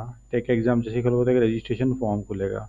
रजिस्ट्रेशन फॉर्म जैसे ही आप डालोगे तो मैं एक नाम डाल देता हूँ, अमित बी कर देता हूँ मैं, ठीक है। ईमेल आईडी मांग रहा है वो, तो अमित ईमेल आईडी मैंने डाल दी मेरी 14@gmail.com, ठीक है। अमित.14 अमित.14@gmail.com। मोबाइल नंबर, तो मोबाइल नंबर आपका जो भी हो, तो मैं अभी एक टेस्टिंग के लिए मोबाइल नंबर डाल देता हूँ, पर आप इंक्वायरी सही डाल दिएगा आपकी जो भी हो, ठीक है। मोबाइल नंबर आपका 1234567891, ठीक है। यू कोड आपका तो एग्ज़ाम का आपको पता ही है, तो आपकी एग्ज़ाम को जो भी यू कोड रहेगा वो डालिएगा। तो मैंने एक टेस्टिंग के लिए मेरे एग्ज़ाम का कोड है वो है GA, ठीक है। लेकिन आपका जो भी एग्ज़ाम रहेगा, जैसे सी का पहला पार्ट है तो YSC-01 दे रखा है, तो हर एग्ज़ाम का अलग अलग कोड रहेगा। तो आप आपका जो भी एग्ज़ाम कोड रहेगा नीचे बायो में जो रहेगा वो ही डालिएगा, तो उससे रिलेटेड ही क्वेश्चन आपके ऐड होंगे। तो मैंने एक जनरल नॉलेज के क्वेश्चन डाल रखे हैं, तो ये उससे रिलेटेड क्वेश्चन डालेगा। तो एक टेस्टिंग के लिए मैंने डाला है कि आपको बता सकूँ मैं। जैसे आप रजिस्टर एंड कंटिन्यू पे क्लिक करेंगे तो एक ये फॉर्म खुलेगा आपका, ठीक है। ये इंस्ट्रक्शन है सिंपल, जैसे ऑनलाइन एग्जामिनेशन में होता है। तो यहाँ पे आपको ये टिक करना है, यहाँ पे दिख रहा है बट ये चेक बॉक्स, यहाँ पे आपको टिक करना है और यहाँ पे आपका आ जाएगा स्टार्ट एग्जामिनेशन, ठीक है। स्टार्ट एग्जाम पे जैसे ही आप क्लिक करोगे तो एक विंडो ओपन हो जाएगा एग्ज़ाम का, ठीक है। यहाँ पे आपका क्या आ जाएगा, हिंदी इंग्लिश कोई भी एक लैंग्वेज सिलेक्ट कर सकते हो, ठीक है। अपन ने लैंग्वेज सिलेक्ट करी। अब वो पूछ रहा है पहला question, which is the large, ये टाइमर भी चला है, मैंने 1 मिनट का ही टाइमर डाला है, ठीक है। आपका तो 4 मिनट के लगभग रहेगा, 10 क्वेश्चन रहेंगे। मैंने टेस्टिंग के लिए मेरे 5 ही क्वेश्चन डाले हैं, ठीक है। तो क्या पूछ रहा है, which is the larger planet in our solar system. तो अर्थ है कि जुपिटर है कि मार्स है, सैटर्न है, कौन सा है। तो आपका जो भी रहे वो आंसर, आपको जो भी लगता है सही वो यहाँ पे क्लिक कीजिए। नेक्स्ट क्वेश्चन पूछेगा कि भैया who is the known as missile man of India. Missile man जो है किसको कहा जाता है अपने इंडिया में, तो CV रमन होमी, जो भी आपको लग रहा है आंसर वो सिलेक्ट कीजिएगा, ठीक है। पर ये टाइमर के पहले ही करना, नहीं तो क्या होगा, एग्ज़ाम जितने क्वेश्चन आपने सिलेक्ट करे हैं वहीं पे वो हो जाएगा। Ganga of the south, south की गंगा किसे कहा जाता है, तो गोदावरी में कर रहा हूँ सिलेक्ट इसमें। फर्स्ट प्राइम मिनिस्टर जी का नाम क्या था, ये रहा अपना। नेक्स्ट क्वेश्चन क्या है, नेशनल एनिमल, वो क्वेश्चन अब सबमिट ही नहीं हो पाया मेरा, ठीक है, काम, क्योंकि टाइमर ख़त्म हो चुका है, ठीक है। ओके किया मैंने।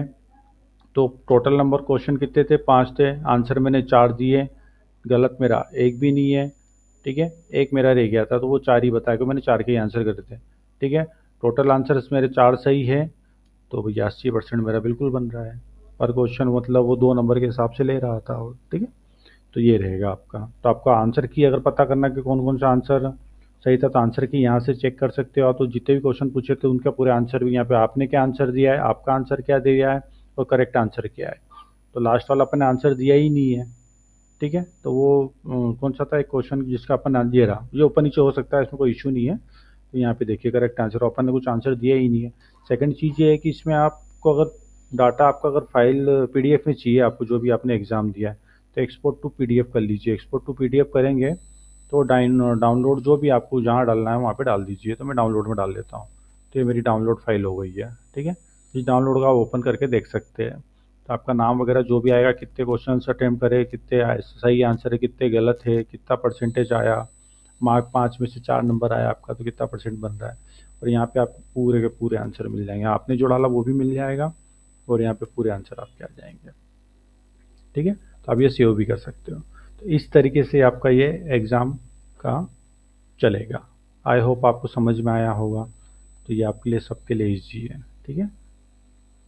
लॉग आउट कर देंगे, लॉग आउट कर देंगे, वापस नहीं आएंगे। आपको अगर एग्ज़ाम देना है वापस टेक फॉर्म पे जाइए, टेक एग्ज़ाम पे जाइए। यहाँ पे आपकी जो भी डिटेल है पूरी डिटेल सही सही डालिए। यू कोड जो भी रिलेटेड रहेगा वही एग्ज़ाम दीजिएगा, उसके बाद में ही वो रजिस्ट्रेशन लेगा, ठीक है। रजिस्टर होगा, जो भी पर्टिकुलर सब्जेक्ट का अपना एग्ज़ाम होगा वो यहाँ का यू कोड के ऊपर अकॉर्डिंग ही चलेगा। जो आपको कोड दिया जाएगा, लिंक ये जो रहेगी पूरी की पूरी नीचे एग्ज़ाम तक क्लिक करके पूरी बायो में दे दूंगा नीचे, वहीं से क्लिक करके ही आपको आगे बढ़ना है। आई होप आपको समझ में आया होगा, ठीक है। ठीक है, बाय बाय। और अपने फ्रेंड सर्कल में इसको सर्कुलेट कीजिए, ऐसे और भी इंटरेस्टिंग वीडियोस और आते रहेंगे और अब मेन क्वेश्चंस थोड़े अब जैसे जैसे बढ़ता जाएगा और डिफिकल्ट आता जाएगा टॉपिक के अकॉर्डिंग।